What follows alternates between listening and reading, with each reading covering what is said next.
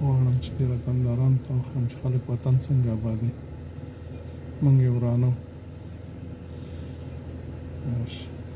ډېرو سره چې خبرې وکړو ماتې چې دا خدای ابادوي.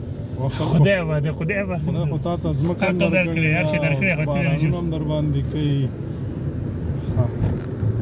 نو نور به ابادوي تاسو.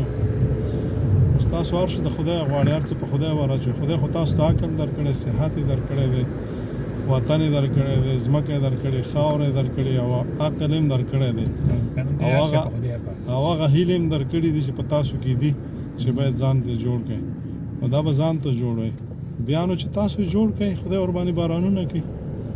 خدای پاک په موږ او تاسې ځکه نه کوي چې ګناهګار یو، او دا خو د خدای مخلوق دی چې کله ضرورت شي ورباندې خدای باران کوي.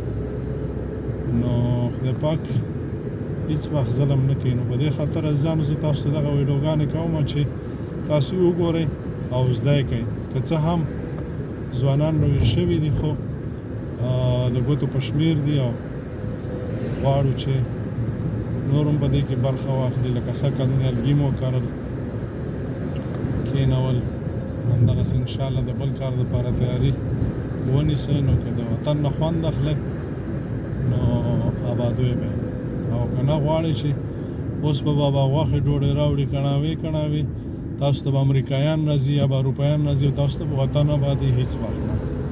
په ژوند کې به هم دا ارمان پوره نه شي. نو هیله لرو تاسې نه چې په دې کې د ټولو ځوانانو سره ونډه واخلئ. ژوندي اوسئ، اباد اوسئ. السلام علیکم.